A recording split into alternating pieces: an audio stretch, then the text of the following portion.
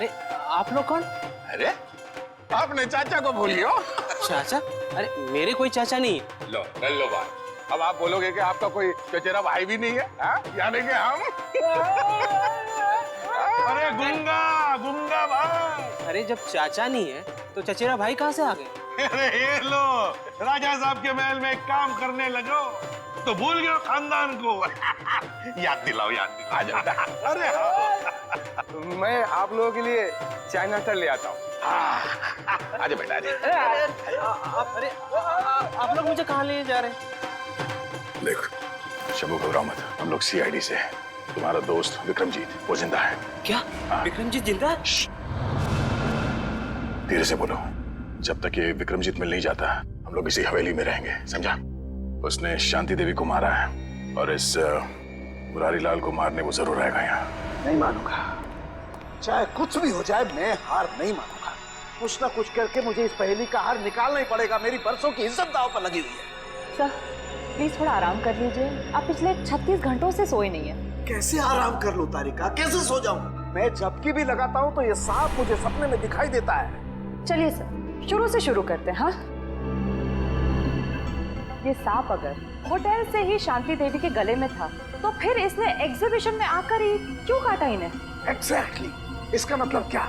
इसका मतलब कोई तो था तारिका, कोई तो था जो उस सांप को कंट्रोल कर रहा था कि वो सही वक्त देखकर शांति देवी पे हमला करे, जबकि उसके हिसाब से लोहा एकदम गर्म था। और एक बात सर, खूनी ने अगर इस सांप को शांति देवी के गले में तब डाला होता जब ये जाग रही थी तो ये तो बहुत हल्ला मचाती, जरूर अपने आप को बचाने की पूरी कोशिश करती। बिल्कुल बिल्कुल कोशिश करती। इसका मतलब जब शांति देवी पे हमला हुआ शांति देवी सो रही थी। शांति देवी सो रही थी और क्या? हाँ, और शायद गॉड। क्या सर? ओह माय गॉड, शायद ये सांप भी सो रहा था। सांप सो रहा था मतलब? मिल गया तारिका, मिल गया। मुझे इस समस्या का हल मिल गया। मुझे भी बताइए ना सर। बताता हूं। देखो तारिका, ये सांप एक रेप्टाइल है, जमीन पर रेंगने वाला जंतु। रेप्टाइल्स कोल्ड ब्लडेड एनिमल होते हैं, शीत रक्तधारी जंतु। ये मौसम के हिसाब से अपने शरीर का तापमान बदल नहीं सकते हैं और इसलिए जब बहुत ज्यादा ठंड होती है ये सांप हाइबरनेशन में चले जाते हैं, शीत निद्रा में चले जाते हैं। ओह गॉड, इसका मतलब सर खूनी ने जानबूझकर इस सांप को ठंडी जगह पे रखा बिल्कुल, ताकि वो हाइबरनेशन में चले जाए। यस।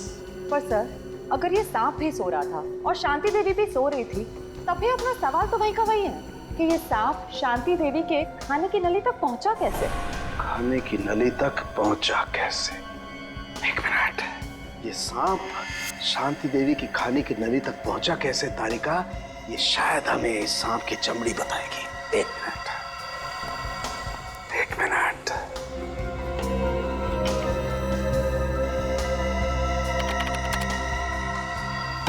यस, ये देखो तारिका, ये क्या है?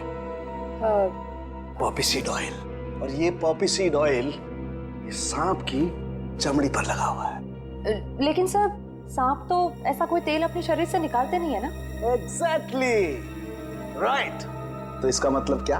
इसका मतलब ये कि ये पॉपी सीड ऑयल नेचुरल तरीके से, प्राकृतिक रूप से इस सांप की चमड़ी पर नहीं आया है तारिका। किसी ने जानबूझकर ये पॉपी सीड ऑयल इस सांप की चमड़ी पर लगाया है तारिका, ताकि ये सांप एकदम स्मूथ हो जाए और आराम से शांति देवी के फूड पाइप में जाकर के बस जाए।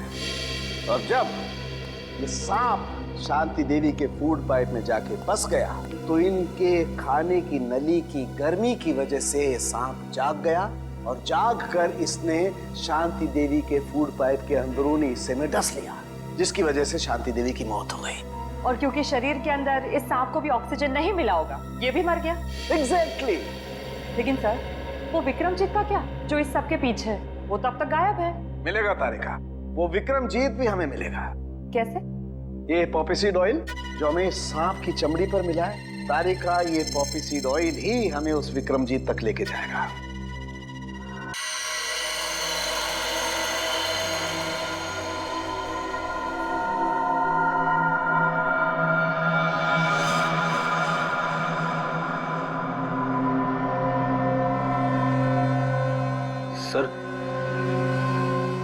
सर, हाँ, क्या हम लाइट चालू रखकर विक्रमजीत पर नजर नहीं रख सकते?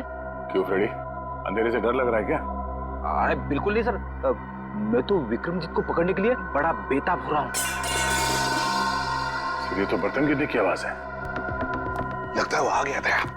सर, आवाज किचन की तरफ से आ रही है।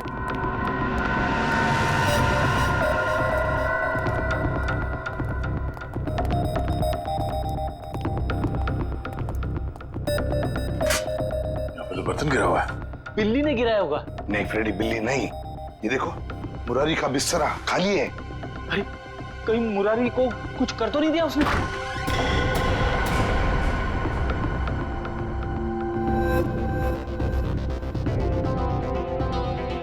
सर, ये तो अकेला है। मुरारी कहाँ है? रुक जाओ, मैं तो गोली चला दूंगा।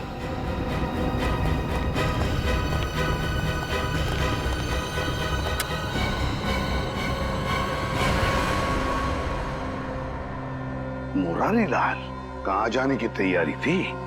हवेली छोड़ के जा रहा हूँ साहब, हमेशा हमेशा के लिए। क्यों, डर तो नहीं लग रहा था कि विक्रमजीत तुम्हें मार न दे? हैं? ओह तो विक्रमजीत के बारे में आप लोगों को पता चल ही गया। हाँ, सीआईडी वालों से सच कभी छुपता नहीं, समझे? सीआईडी वाले? मतलब आप शंभू के रिश्तेदार वाले नहीं हो, सीआईडी वाले हो? हाँ, सीआईडी वाले। क्यों, कहाँ है विक्रम? विक्रमजीत कहाँ है? आप लोगों को सच तो मालूम पड़ गया, लेकिन आधा अधूरा। मैंने राजकुमार विक्रमजीत को नहीं मारा, बल्कि उसकी जिंदगी बचाई। मैंने पाल पोस के उसको बड़ा किया, उसे रानी शांति देवी की नजरों से बहुत दूर रखा, ताकि रानी शांति देवी को यह पता ना चले कि राजकुमार जिंदा है। अगर उसे यह पता चल जाता तो उसे मारने में कोई कसर नहीं छोड़ती। इस वक्त विक्रमजीत कहाँ है? नहीं नहीं, मैं जान दे दूंगा, लेकिन आप लोगों को भी नहीं बताऊंगा। सच बता, बता, देखते हैं। आसान की बता जल्दी। यार, ये तो हमें भी पता है कि विक्रमजीत ने खून किया है, कुछ नई बात बता। Poppy seed oil. Oh, poppy seed oil. Good work Salunke, कभी कभी अच्छा काम करता है तो थैंक यू। अब हम पहुंच जाएंगे विक्रमजीत के पास। मैं जानता हूँ सीआईडी तुम्हारे पीछे। पर बॉस, आपको कैसे पता चला? ये लो, इसमें 5 लाख रुपए हैं और तुम्हारा नकली पासपोर्ट। आज शाम को 6 बजे की फ्लाइट है, लंदन निकल जाओ। शुक्रिया बॉस। अरे पैसे तो गिन लो। क्या बॉस, आप भी?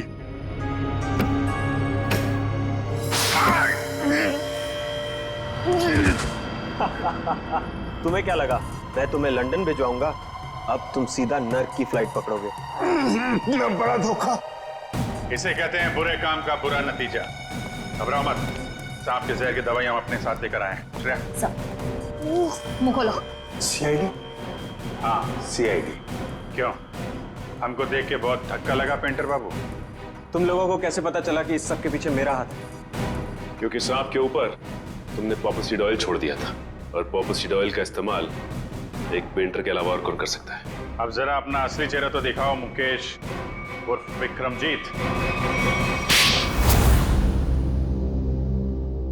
बताओ पीपलगढ़ के राजकुमार विक्रमजीत, अपनी माँ का खून क्यों किया तुमने? माँ नहीं थी वो, मेरी सौतेली माँ थी, जिसने पैसों के लिए मेरे पिता राजा चंद्रशेखर जी को तड़पा तड़पा कर मार दिया। और इसीलिए तुमने शांति देवी को भी उसी तरह मारा, तड़पा तड़पा के? हाँ, उसके गुनाह की यही सजा थी जो मैंने उसे दी। उसने मेरे पिता को ही नहीं मारा, बल्कि मुरारी के हाथों मुझे भी मरवाना चाहा था। सजा देने का हक तुम्हारा नहीं, कानून का है। यही बात होती तो तुम कानून की मदद ले सकते थे। उसने मेरे पिता को मारा था, इसलिए उसे भी मारने का हक सिर्फ मुझे ही था। तुम्हारे मुकेश बनने के पीछे क्या मकसद था? मैं शांति देवी को अपनी आंखों के सामने मरता हुआ देखना चाहता था, इसलिए मैंने मुकेश का रूप लिया और वो आर्ट एग्जीबिशन रखकर उनको न्योता भेजा। फिर तुमने दीपक को 5 लाख रुपए दिए और अफ्रीका से वो जहरीला सांप मंगवाया, और फिर खुद एक लॉन्ड्री बॉय बनकर शांति देवी के कमरे में गए और पॉपी सीड ऑयल के जरिए वो सांप शांति देवी के गले में उतार दिया।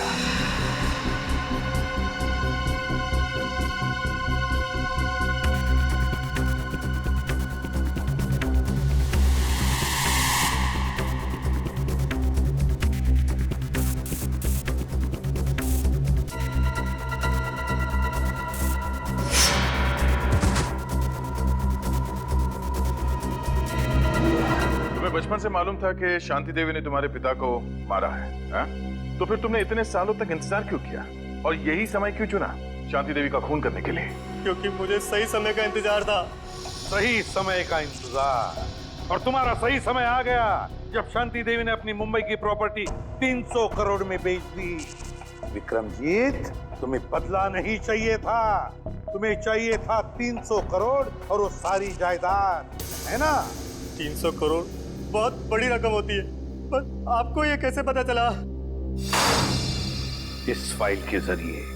ये फाइल जो हमें तुम्हारे घर से मिली, इसमें है वो डीएनए रिपोर्ट, तुम्हारा डीएनए रिपोर्ट। विक्रमजीत, तुम जानते थे कि अगर इस जायदाद को कोई वारिस नहीं तो सारी जायदाद, सारा पैसा ट्रस्ट में जाएगा, और इसलिए तुमने प्लान बनाया और अपना डीएनए रिपोर्ट तैयार किया, ये साबित करने के लिए कि तुम ही इस जायदाद के असली वारिस हो। पर अफसोस, वो 300 करोड़ की लालच, वो जायदाद की लालच तुम्हें राजगद्दी पर नहीं, फांसी के फंदे पर ले जाएगी। फांसी के फंदे पर।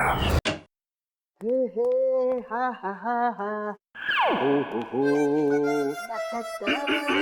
अरे फ्रेडी साहब, आप यहाँ?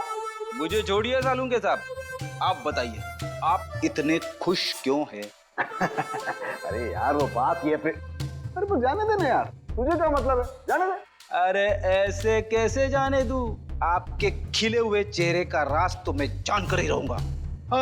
आप बताते हैं या मैं एसीपी साहब को फोन करूं? एसीपी साहब को बीच में क्यों ला रहा बेटा? अच्छा फ्रेडी, मैं अपने राज की बात तुझे बता सकता हूँ, लेकिन एक शर्त है, तू ये बात एसीपी प्रद्युमन को नहीं बताएगा। ठीक है, ठीक है, पक्का ना? पक्का। बात ये है फ्रेडी कि आज जब मैं अपने घर में अपनी पुरानी कवर चेक कर रहा था ना, मालूम है मुझे उसमें क्या मिला? मोजे? अबे मोजे से ऊपर उठेगा कि नहीं? मोजे देख, में मिले ये कॉलेज के टाइम के लेटर्स, लव लेटर्स। तो ये है आपकी खुशियों का राज? यस, ये लव लेटर्स। कौन है वो? पता नहीं। पता नहीं? अरे यार मतलब पता नहीं कौन थी वो, मैंने पता लगाने की कोशिश की पर पता ही नहीं चला यार। वैसे सालू के साहब, कोई लड़की आपको लव लेटर्स लिखे, ये बात कुछ हजम नहीं हो रही है। हजम नहीं हो रही है? ये देखने के बाद भी हजम नहीं हो रही है, हैं? अभी तो मुझे समझता क्या है रेडी, कॉलेज के टाइम में मैं अपने आप में एक हीरो था, हीरो। अरे अपनी एक स्टाइल थी, वाह स्टाइल। कॉलेज को छोड़िए सालू के साहब, अभी तो आप एक फिल्म के विलन जैसे लग रहे हो। क्या कह रहा था तू? मैं कुछ नहीं कह रहा था। पक्का? पक्का। अरे यार फ्रेडी, भुला दिया। अबे ये बता तू यहाँ आया क्यों था? अरे सालू के साहब, मैं भी भूल गया था, एसीपी साहब ने पोस्टमार्टम की रिपोर्ट मंगवाई है। अरे यार ये एसीपी प्रद्युमन हमेशा घोड़े पे सवार क्यों रहता है यार? बोला था ना करता हूँ अभी, टाइम लगता है फ्रेडी। सालू के साहब, आज आप अकेले हैं क्या? तारिका दिख नहीं रही है। अरे तारिका को मैंने जरा काम से भेजा यार। वैसे तुझे क्या मतलब है तारिका से? कुछ नहीं, ऐसे। अच्छा यार फ्रेडी, एक बात समझ में नहीं आ रही है यार, खून तो इनका जहर की वजह से हुआ है, लेकिन ये जहर इनके शरीर में गया कैसे, ये बात समझ में नहीं आ रही है यार।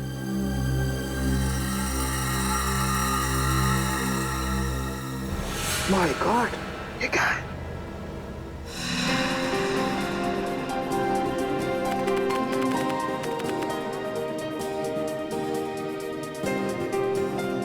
सर, कैसा महसूस कर रहे हैं आप? आपकी जिंदगी का सबसे बड़ा और पहला एग्जीबिशन है। पहली चीज तो हमेशा खासी होती है, फिर वो चाहे पहला प्यार हो, पहली बारिश का एहसास हो, या फिर मेरा एग्जीबिशन। और इस पे 4 चांद तो तब लगेंगे जब पीपलगढ़ की महारानी शांति देवी जी खुद मेरा एग्जीबिशन देखने आएंगे। अरे शांति देवी जी आ गई।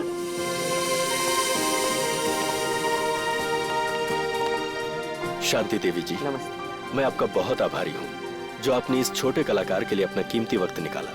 कलाकार कभी छोटा नहीं होता मुकेश जी, और वैसे भी हमें कलाओं से हमेशा से ही लगाव है।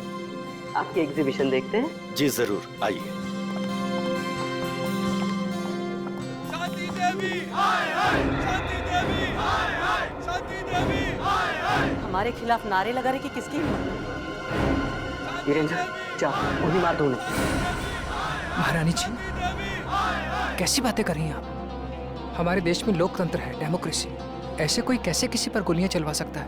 हम जानते हैं, इसीलिए अब हम यहाँ एक पल भी नहीं रुकेंगे। शांति देवी जी सुनिए तो। आपने क्या हमें यहाँ अपमानित करने के लिए बुलाया था मुकेश जी? आप फिक्र मत कीजिए, मैं उनको जाकर रोकता हूँ। इसका प्रबंध तो पहले कर लेना चाहिए था आपको। अब हम यहाँ बिल्कुल नहीं रुकेंगे। महारानी जी, आप इस तरह से नहीं जा सकती। याद है ना आपको, हमने मीडिया से वादा किया, आज आपकी प्रेस कॉन्फ्रेंस है। प्रेस कॉन्फ्रेंस कैंसिल कर दो। महारानी जी, आप ऐसा नहीं कर सकते। अखबार और मीडिया वाले पहले ही आपसे खफा हैं। अगर ये प्रेस कॉन्फ्रेंस कैंसिल कर दी तो उन्हें एक और मौका मिल जाएगा आपके खिलाफ बोलने का। ठीक है, प्रेस कॉन्फ्रेंस शुरू की जाए। हमें पानी, ये नहीं, हमारे लिए अपनी बोतल मंगवाइए।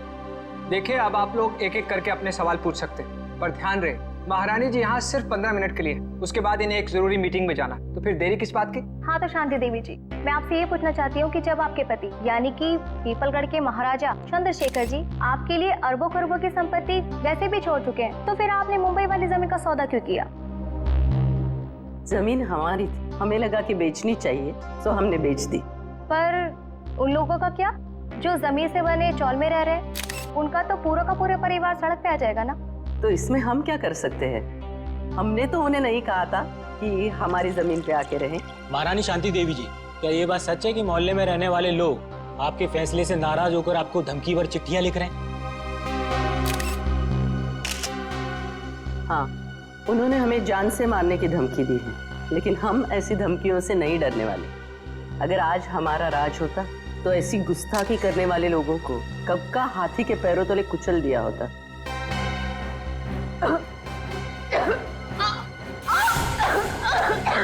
अरे महाराज जी की तबीयत खराब हो रही है, जल्दी हेलो एम्बुलेंस, जल्दी जल्दी गुलाबी सिटी हॉल, जल्दी।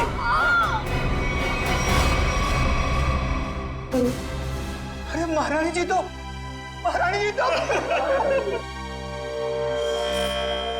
पूरा शरीर नीला पड़ गया है, मौत तो जहर से ही हुई है। मगर सर, इतनी भीड़ भाड़ वाली जगह में कोई जहर दे कैसे सकता है इन्हें?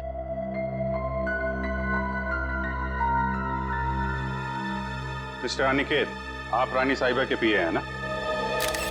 जी सर।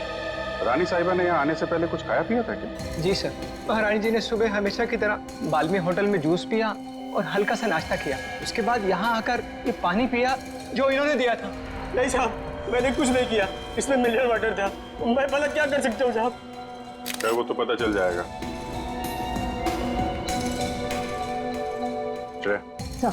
सारी चीजें फोरेंसिक लैब में भिजवा देना। आपके अलावा और कौन जानता था कि रानी साहिबा यहाँ इस फंक्शन में आने वाली? मेरे अलावा तो इस बात की खबर सिर्फ मुकेश जी को थी। अरे मुझे क्यों फंसा रहे हो सर? मैं तो एक सीधा साधा चित्रकार हूँ। मैंने तो महारानी शांति देवी को यहाँ मुख्य अतिथि के रूप में बुलाया था। भला मुझे इनका खून करके क्या फायदा होगा? आजकल जमाना पब्लिसिटी और मार्केटिंग का है। हो सकता है पब्लिसिटी के चक्कर में तुमने ये सब कुछ किया। सर, मुझे ऐसी पब्लिसिटी की कोई जरूरत नहीं है, और वैसे भी इनको मारने से सबसे ज्यादा फायदा उन लोगों को होता जो एग्जीबिशन के बाहर इनके खिलाफ नारे लगा रहे थे। नारे लगा रहे? जी। कौन लोग थे? दरअसल महारानी जी ने अपनी एक मुंबई वाली जमीन का हाल ही में सौदा किया था, जिसकी वजह से उस मोहल्ले में रहने वाले कई लोग अपने घरों से बेघर हो गए थे।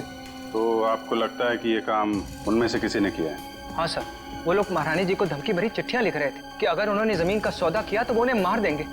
ऐसे इन मोहल्ले के लीडरों को जरा ब्यूरो में बुलवाओ। आइए। अच्छा, ये उन लोगों के लीडर्स जिनकी जमीन शांति देवी ने बिल्डर्स को बेची थी। तो वो तुम लोग हो जो शांति देवी के खिलाफ जगह जगह नारा दे रहे थे? हाँ, लेकिन हमने कोई गलत काम तो नहीं किया ना साहब। भले ही वो होगी किसी पीपलगढ़ की महारानी, मगर सैकड़ों गरीबों को बेघर करने का उन्हें कोई हक नहीं है। तुम लोगों ने धमकी भरी चिट्ठी लिखोगे? हाँ? उनकी जान ले लोगे? नहीं नहीं, हमने कोई धमकी भरी चिट्ठी नहीं लिखी, ना ही हमने किसी की जान लेने की कोशिश की। ये हमारे आंदोलन को बंद कराने की साजिश है। चुप! शांति देवी को चिट्ठी तुम में से किसी ने लिखी है, समझे? पता है हमें। रेडी? तो कागज और पेन दे दो।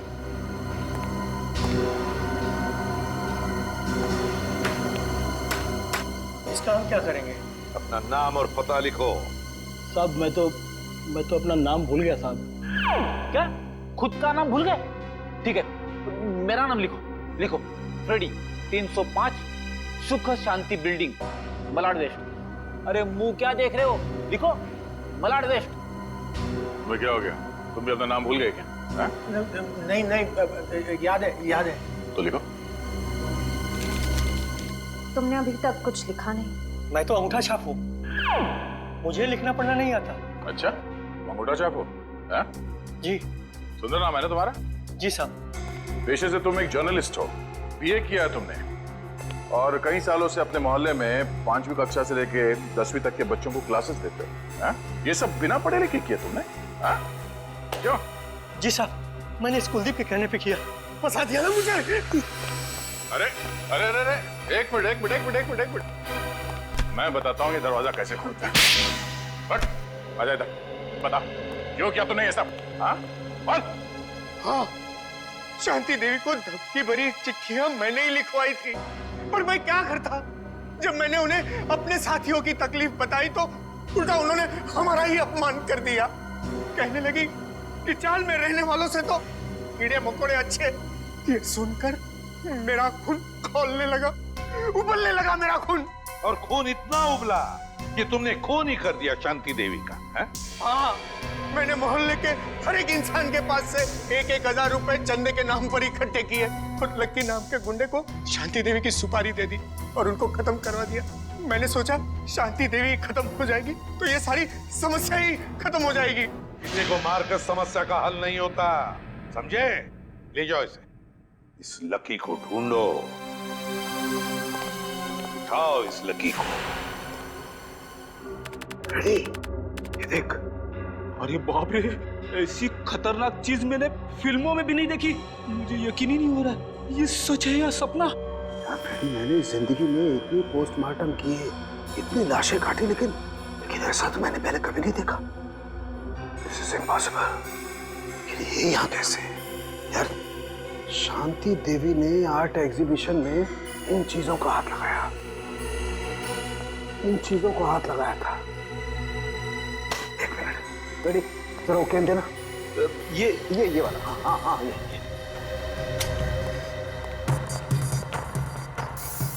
मैं एसीपी साहब को फोन करता हूँ। एसीपी साहब, जल्दी से फॉरेंसिक लैब में आइए, बहुत बड़ी गड़बड़ हो गई है। कमाल है, इसमें से तो किसी भी चीज का रंग नीला नहीं पड़ा। तो फिर ये इनके गले में आया कैसे?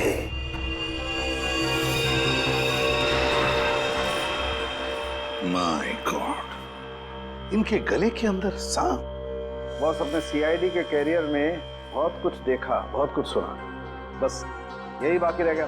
लोग तो सांप के जहर से मरते हैं, लेकिन इनके तो गले में मरा हुआ सांप। वही तो एन गजब की पहली। ना जानकी देवी के खाने में सांप का जहर था, ना इनके शरीर पर कहीं पर भी सांप के डसने के निशान नहीं, और फिर भी एक सांप मिलता है इनके शरीर के अंदर, मरा हुआ सांप। सर, कहीं इन्होंने लंच में सांप तो नहीं खा लिया?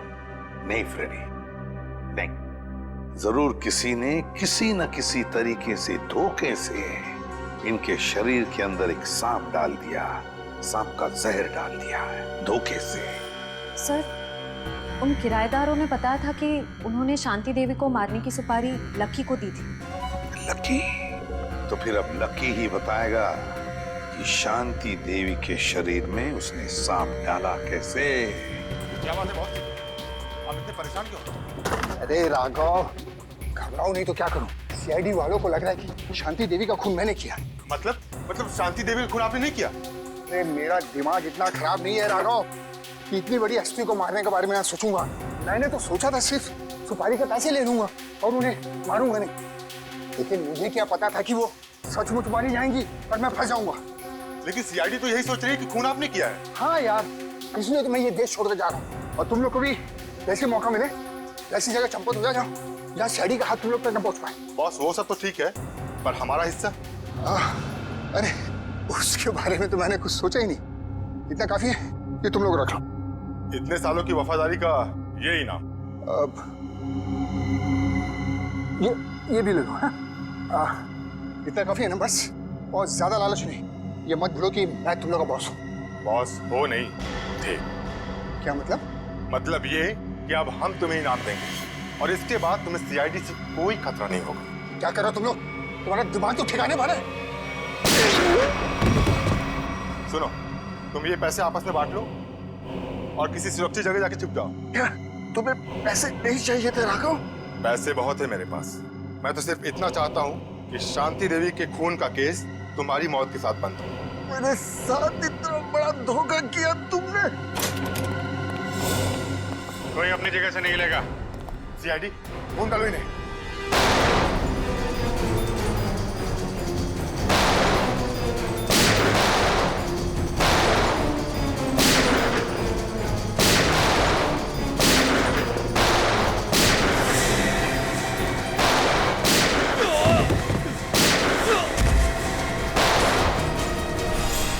निखिल पकड़ो इसको।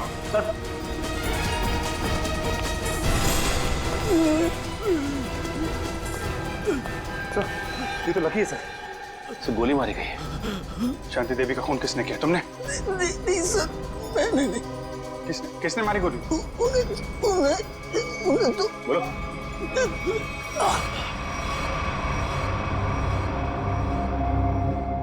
ये तो मर गया। सर लगता है शांति देवी जी के खूनी ने इसका भी खून कर दिया ताकि हमें कुछ बता ना सके।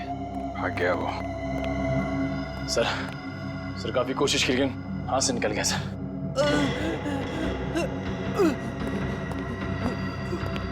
ये तो जिंदा है। सचिन एम्बुलेंस को फोन करो जल्दी, इससे हमें काफी कुछ पता चल जाएगा। हाँ सर, क्या पता चला उस सांप के बारे में? बॉस ये तो एक अफ्रीकन सांप है। अफ्रीकन सांप? हाँ फ्रेडी सर, ये देखिए, इस सांप का नाम है अफ्रीकन ट्रोगा और ये दुनिया का तीसरा सबसे जहरीला सांप माना जाता है। क्या इतना जहरीला सांप? क्या ये सांप हमारे देश में भी पाया जाता है?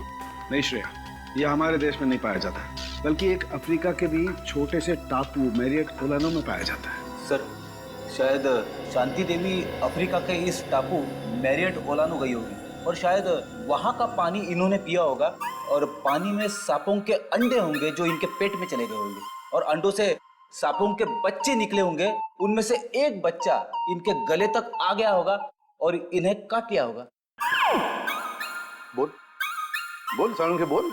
नहीं फ्रेडी, ऐसा नहीं हो सकता है। नहीं ना, देखो इंसान के पेट में HCl नाम का एसिड होता है जो बड़ी से बड़ी चीज को भी बहुत जल्दी पचा देता है। यहाँ तक कि ये एसिड लोहे के टुकड़ों को भी बहुत जल्दी गला देता है। एग्जैक्टली। इसलिए अगर इस तरह के अंडे शांति देवी के पेट में चले भी गए होते तो बस कुछ ही घंटों में नष्ट हो जाते। मतलब किसी अलग तरीके से वो सांप शांति जी के गले में गया। हाँ बॉस, और गया भी पिछले 24 घंटे के अंदर अंदर है। 24 घंटे के अंदर? सर पिछले 24 घंटों में तो शांति देवी उस होटल में ही थी। हाँ, पिछले 24 घंटे तो शांति देवी होटल बाल्मी में ही थी। तो फिर इस सांप का राज भी उसी होटल बाल्मी में खुलेगा। होटल बाल्मी में। हाँ अभिजीत, अच्छा उस गुंडे को होश आ गया? अच्छा नाम बताया उसने उस गुंडे का जो भाग गया वो? राघव। राघव।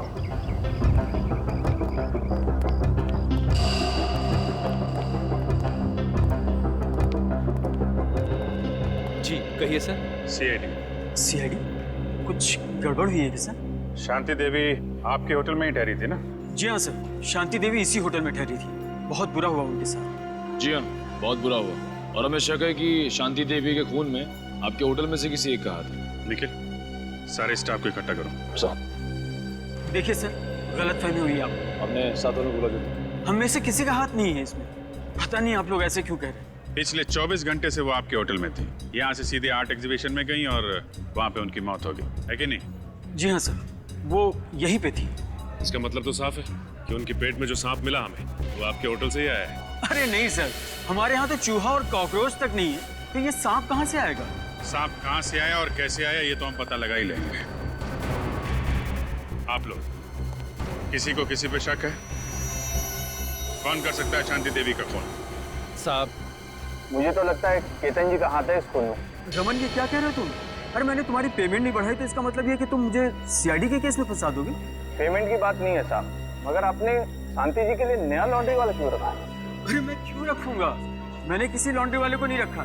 एक मिनट, कोई नया लॉन्ड्री वाला आया था यहाँ पे? हाँ साहब, कल रात 9:30 बजे मैंने उसे शांति जी के कमरे में जाते हुए देखा था। जरा देखो, वो आदमी ये तो नहीं था? नहीं साहब, ये वो नहीं है जिसे मैंने शांति जी के कमरे में जाते हुए देखा था। इसे मैंने पार्किंग लॉट में देखा था। पार्किंग?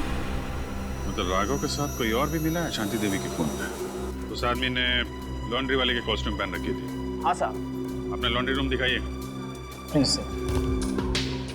ये रहा हमारा लॉन्ड्री रूम। ये पार्थो है, पिछले 5 सालों से हमारे इस होटल में काम कर रहा है। पार्थो, ये सीआईडी वाले। सीआईडी? पार्थो, शांति देवी का खून हो गया मालूम है ना तुम्हें? साहब, उस खून में मेरा कोई हाथ नहीं है साहब। अरे भाई, वो सब हमें पता है कि तुमने खून नहीं किया।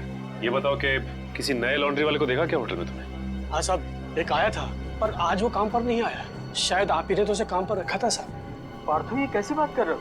इससे पहले मैंने किसी भी नए आदमी को अगर यहाँ पे रखा है तो सबसे पहले तुम लोगों से मिलवाया है। ना मैंने मिलवाया है और ना ही सर मैंने किसी को रखा है यहाँ पे।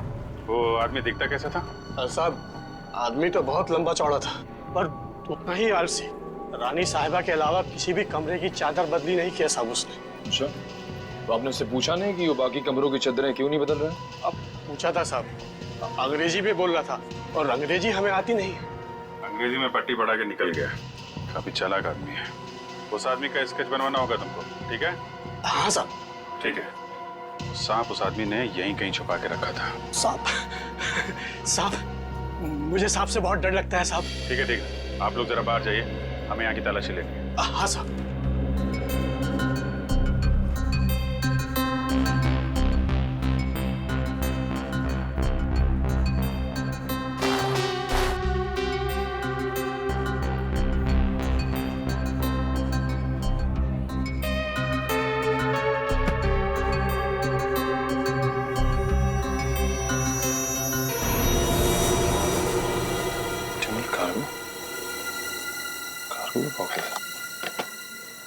सर, बॉक्स में है सर। Optimal cargo? क्या लाया गया इसमें? और तो ये इस डिब्बे के बारे में जानते हो? नहीं साहब। आप पहचानते हैं इस डिब्बे को? नहीं सर, इस बॉक्स को इससे पहले मैंने कभी नहीं देखा। स्प्रे निकालना सचिन।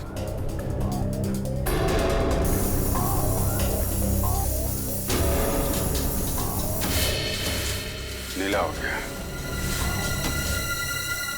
मतलब वो सांप इसी डब्बे में लाया गया है। Optimal cargo. कहिए सर, कुरियर करना है आपको? हाँ, सिर्फ इंडिया में कुरियर भेजते हो या बाहर देश भी कुरियर भेजते हो? अरे सर, हर जगह, लंदन, पेरिस, चीन, जापान, यूके, यूएसए, जहाँ भी, दुनिया के हर कोने में आपका पार्सल पहुंच जाएगा। अरे वाह! और क्या क्या भेजती है आप कुरियर में? सब कुछ सर, जैसे किताबें, कपड़े, तस्वीर और ऑफिशियल कागजात वगैरह। और सांप? क्या? हाँ, सांप भेजते हैं आप कुरियर में? ये क्या कह रहे हैं आप? सांप भला कोई कुरियर में भेजता है क्या? अब ये तो आप ही बताओगे। हाँ? आपके कुरियर कंपनी के इस बॉक्स में सांप भेजे गए थे। ये कैसी बात कर रहे हैं आप? अच्छा, इस बॉक्स पे जो ये लेबल लिखा है, उसे पता कर सकते हैं कि ये पार्सल किसने भेजा था? ए मिस्टर, तुम होते कौन मुझे ऑर्डर देने वाले? हैं? सीआईडी सर, मैं आपको यकीन दिलाता हूँ कि डिब्बा तो हमारा है, लेकिन वो सांप को कुरियर हमने नहीं किया है। सर, मुझे तो कुछ गड़बड़ लग रही है। क्यों? आपको बदबू नहीं आ रही है क्या? अरे कहाँ बदबू आ रही है सर? कोई बदबू नहीं आ रही है। बदबू आ तो रही है। ठीक है, अंदर? अरे सर, अंदर अंदर कुछ भी नहीं है। सर अंदर कहाँ जा रहे हैं? अंदर सर जाने का। चुपचाप कोने में खड़े हो जाओ। चलो। सर वो जो बॉक्सेस होते हैं ना वो कुरियर के वो है और कुछ भी नहीं है। थोड़ी देर के लिए मुंह बंद रखोगे? बदबू यहाँ से आ रही है। रेडी? अरे ये सर क्या हुआ, मेरा काम वाला जो 3 दिन से आ नहीं रहा है तो कचरे जमा हो गए, उसी कचरे का बदबू है सर और कुछ भी नहीं है। ठीक है हम तुम्हारा कचरा साफ कर देते हैं। रेडी? जरा ये हटाओ। सर ये कुछ भी नहीं सर। सर सुनिए सर सुनिए। रेडी? कुरियर कंपनी के आड़ में जानवरों की तस्करी करते हो तुम लोग? हाँ? अबे कहाँ भागोगे? हाँ? चल आज मैं तेरा कुरियर भेज देता हूँ सीधे जेल में। सर मुझे माफ कर दीजिए, मुझे बहुत बड़ी गलती हो गई। मैं आइंदा से जानवरों की तस्करी का ख्याल भी अपने दिमाग में नहीं लाऊंगा सर। चुप! इतने सारे विदेशी जानवर मिले तुम्हारे गोदाम में, हाँ? कब से तस्करी कर रहे हो ये? पिछले 5 साल से। पिछले 5 साल से। और अफ्रीकन सांप, अफ्रीकन ट्रोबा, वो कहां से लाया तुमने? किसके कहने पर मंगवाया वो? बताओ। देख, ये सिर्फ जानवरों की तस्करी का मामला नहीं है, एक आदमी का खून भी हुआ है, समझा? तेरे मुंह पे लगा हुआ ये ताला तुझे सीधे फांसी के फंदे तक ले जाएगा। बोल, जल्दी बोल। राघव ने मुझे इसके लिए 5 लाख रुपए दिए थे और अफ्रीका से ट्रोबा सांप मंगवाया था, लेकिन मुझे पता नहीं था कि वो इनका इस्तेमाल किसी की जान लेने के लिए करेगा। अच्छा, तो तुझे क्या लगा इतना खतरनाक जहरीला सांप वो जुर्म करने के लिए नहीं तो क्या अपने घर पे पालने के लिए मंगाएगा? हाँ? सर मुझे माफ कर दीजिए, मुझसे बहुत बड़ी भूल हो गई। कितने सांप मंगवाए थे? सर 2 सांप मंगाए थे। 2? बस सर हमें शांति देवी के गले में से सिर्फ एक ही सांप मिला था। हाँ ये बात तो है, एक ही सांप मिला था, एक ही सांप। और ये कीमती हार ये कहां से आया तुम्हारे पास? हैं? सर ये हार राघव ने मुझे दिया था मेरे काम से खुश होकर और कहा था कि ये पीपलगढ़ के राजघराने का हार है सर। पीपलगढ़ के राजघराने का हार? राघव के पास ये हार कहां से आया? वही तो दया, कुछ न कुछ तो गड़बड़ जरूर है, कुछ न कुछ तो गड़बड़ जरूर है, जरूर कोई न कोई तो है उस राजघराने से संबंधित जिसने शांति देवी का खून किया है। हाँ सर, और एक बहुत बड़ी पहेली है जो मेरी समझ में नहीं आ रही सर। इस शांति देवी को मारने के लिए कोई अफ्रीका से सांप क्यों मंगवाएगा? इंडिया से कोई जहरीला सांप उठा लेता या फिर ऐसे ही मार देता? सर उस पहेली का जवाब इस पेपर में। पेपर? हाँ सर, इस पेपर में लिखा है कि 20 साल पहले पीपलगढ़ के राजा की मौत अफ्रीका में हुई थी इस ट्रोबा सांप के डसने की वजह से। हाँ सर, अखबार में लिखा है कि सांप राजा के खाने के थाली में छुपा के रखा गया था और जैसे ही राजा खाना खाने लगे सांप ने उन्हें डस लिया। हाँ सर, पीपलगढ़ के गांव वालों का कहना है कि राजा की मौत में उनकी पत्नी रानी शांति देवी का हाथ था। राजा की मौत में रानी शांति देवी का हाथ था? तो फिर दया, अब 20 साल बाद कोई ना कोई तो है जो राजा की मौत का बदला लेना चाहता है उसी सांप के डसवाने से जिस तरह से राजा की मौत हुई थी। पीपलगढ़।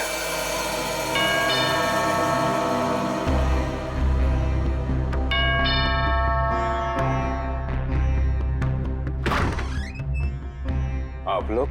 हम लोग सीआईडी से हैं। शांति देवी की मौत के सिलसिले में हम कुछ पूछताछ करने आए। अरे वाह सर, कितनी आलीशान हवेली है, राजे महाराजाओं की ठाट की बात तो कुछ और ही है। क्या नाम क्या है तुम्हारा? जी मुरारी लाल। मुरारी लाल, एक बात बताओ, हमने सुना है कि राजा साहब की मौत में रानी साहिबा का कुछ हाथ था, क्या इस बात में कोई सच्चाई है? क्या लगता है तुम्हें? कुछ पक्का तो नहीं कह सकते साहब, लेकिन कहीं ना कहीं इस बात में कुछ ना कुछ सच्चाई तो जरूर है। बिना आग के धुआं नहीं उठता साहब। तुम्हारे हिसाब से यहाँ की रानी के पास कोई ठोस वजह थी राजा का खून करने की? जी हाँ साहब, राजा साहब की मौत के बाद सारी दौलत सारी जायदाद रानी साहिबा की हो गई थी। इससे बड़ी और क्या वजह हो सकती है राजा साहब को अपने रास्ते से हटाने की? क्यों, दोनों को कोई औलाद नहीं थी क्या? नहीं साहब, इसी बात का तो दुख है कि राजा साहब के बाद इस वंश को चलाने वाला और कोई नहीं है। क्या हुआ है?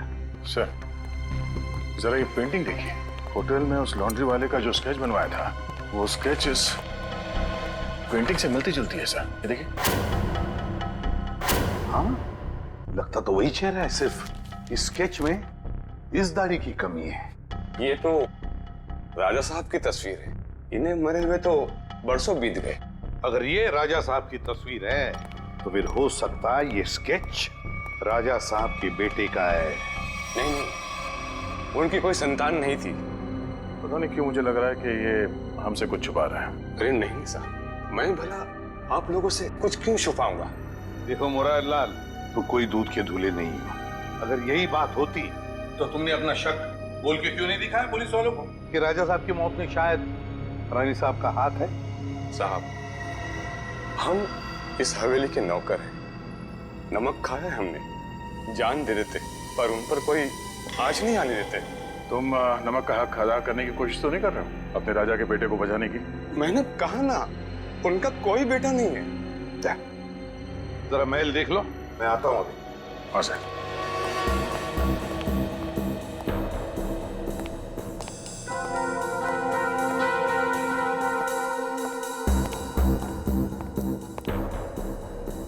नमस्ते साहब, मेरा नाम शंभू है साहब। आप यहाँ रानी शांति देवी की खूनी की तलाश में आए हैं? हाँ, तुम जानते हो शांति देवी का खून किसने किया है? नहीं साहब, इतना तो मुझे नहीं मालूम, लेकिन इतना जरूर मालूम है साहब कि मुरारी आपसे झूठ बोल रहा है साहब। मुरारी झूठ बोल रहा है? कैसा झूठ? यही कि राजा साहब की कोई संतान नहीं है। उनका एक बेटा है, विक्रमजीत, उनकी पहली पत्नी विजया देवी से। विक्रमजीत पहली पत्नी विजया देवी से? तो राजा साहब ने शांति देवी के साथ कब शादी की? उनकी पहली पत्नी विजया देवी की मौत के बाद विक्रमजीत दूसरी शादी शांति देवी से कर ली साहब। अच्छा शंभू, ये विक्रमजीत है कहाँ पर? हो सकता है विक्रमजीत ने खून किया हो शांति देवी का, है ना? नहीं साहब, विक्रमजीत तो पहले ही मर चुके हैं साहब। हाँ साहब, हम दोनों एक उम्र के थे साहब, बचपन में साथ खेला करते थे साहब। जब अफ्रीका से राजा साहब की मौत की सूचना आई, उसके कुछ दिन बाद मुरारी विक्रमजीत को नदी किनारे ले गए शांति देवी के कहने पर। और मुरारी ने विक्रमजीत को मार डाला है? जी साहब, उसने कहानी बना दी कि विक्रमजीत खेलते खेलते नदी में डूब गया। अच्छा, तो विक्रमजीत की लाश नहीं मिली? नहीं साहब, लाश तो नहीं मिली। जरूर मुरारी ने लाश को ठिकाना लगा दिया होगा साहब। मुरारी उनका खास आदमी था साहब, उनकी हर बात मानता था साहब। अच्छा, विक्रमजीत, मुरारी लाल, शांति देवी का खास आदमी मुरारी लाल। सर, हम ऐसे वीरान होटल में क्यों रुके हैं? मैं तो कहता हूँ इस मुरारी के बच्चे को पकड़ते और वापस चलते मुंबई। और शांति देवी के खूनी का क्या? उसकी छानबीन किए बगैर वापस चले जाएंगे? तुम्हें वापस जाना है? अरे नहीं सर। सर, मुझे लगता है कि शांति देवी को मारने वाला राजा का बेटा विक्रमजीत ही है। इस मुरारी लाल ने उसे पानी में डुबो के मारने की कोशिश की होगी, पर हो सकता है वो किसी तरह से बच गया। हाँ दया, मुझे भी यही लगता है कि विक्रमजीत अभी भी जिंदा है और उसी ने शांति देवी का खून भी किया है। इस विक्रमजीत को तो हम लेकर ही जाएंगे। मगर सर, अगर विक्रमजीत वापस गांव में आया तो गांव वाले उसे पहचान लेंगे। मुझे नहीं लगता वो वापस आएगा। विक्रमजीत ने शांति देवी का खून करके अपने पिता की मौत का बदला तो ले ही लिया। बचा है मुरारी लाल। अब मुरारी लाल से हिसाब पूरा करने के लिए विक्रमजीत जरूर वापस आएगा। हम उसका इंतजार करेंगे।